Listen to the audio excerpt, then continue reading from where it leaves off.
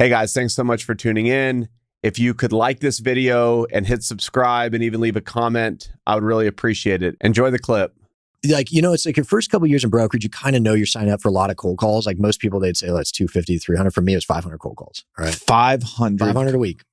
And so for the first year, 2, even 3 years. And then when like the 2007, I started making a little money, you start seeing that slip. Now, some of that is because, I have 6 listings and I have 4 escrows and like, so there's only so much time in the day, but candidly, that's what the weekend's for. I could always get that time back. So it was probably because I felt like I was on the path.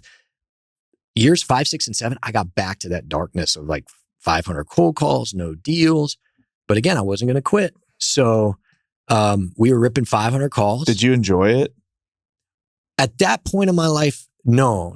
Cold calls, I didn't dread them the way you do early on because like you had been hung up on so many times, like, and you realize nothing bad happens. Yeah. Like I'd been called the worst things on the planet. And then I realized like, it's not like they go on social media and post to like 100,000 people, like, yo, this guy Kyle Matthews just called me. He's an idiot. Like, maybe they do that now. That sucks if they do. But yeah, I saw it like Twitter sometimes. There's like owners like, yo, I just got this call from this broker and this is what he said. And he's so stupid. Look at this deal. It's such a bad deal. And I was like, dude, man, you're a fucking hater, bro. Like come on. That's a human being on the other line. That's a broker trying to make it. And I understand he might have had a terrible interest generator. And I understand he might have even been a little rude. Like show that guy a little grace. Yep. Like, come on. Like how bad is your life? You got to take time out of your day. How successful could you be if you're going on Twitter or something and posting about some call or some deal a broker post and you're hating on it? Like, get a life. Yep. Anyway, so cold calling has been the key to my early 6. I would cold call and we're in 2023 and it's still the best way to generate business. It is great. There's no but to that. I would just say, how about this? Let me change the mentality for all the owners listening. You don't want a cold call from the guy 3 times a day or whatever it is, like, but you want him to call you when he's got that hot lead. How does that work? Yeah. Let me tell you how that works out for you. It doesn't. You know who that broker's going to call when he finally digs up that good? He's going to call the owner who was nice to him. He's going to call the owner who allowed him to the broker to take him to breakfast. He's going to call the owner who's like, hey, listen, I don't have anything. I know you call me a lot. Keep doing it. Because the owner is smart enough to realize, hey, this guy calls me once a month.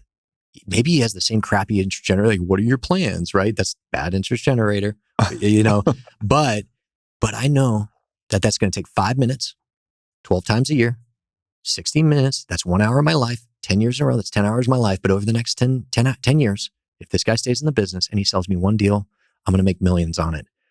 And let me tell you, 10 hours to make $1 million. That's $100,000 an hour. Is that a good return on your time? That's pretty good. That's pretty good. I would take that. Don't ever hang up on a cold caller broker. Yeah. Because you never know who's going to be the great ones. They all have the ability to be great. And you want them to send you their best deal, the deal that you're going to make millions on, the deal that's going to change your life, but you don't want to take their 5-minute crappy cold call. Like, that's not how it works, bro. That is not how it works. That is a great way to frame it. Well, I've had a lot of practice. You have had a lot of practice.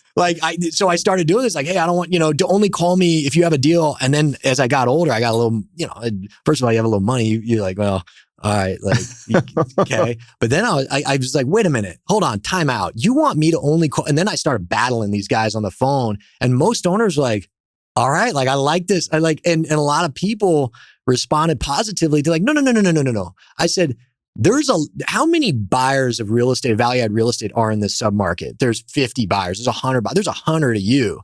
There's only one of me who's ripping 500 cold calls to private clients, dredging the swamps and beating the bushes. There's only one of me.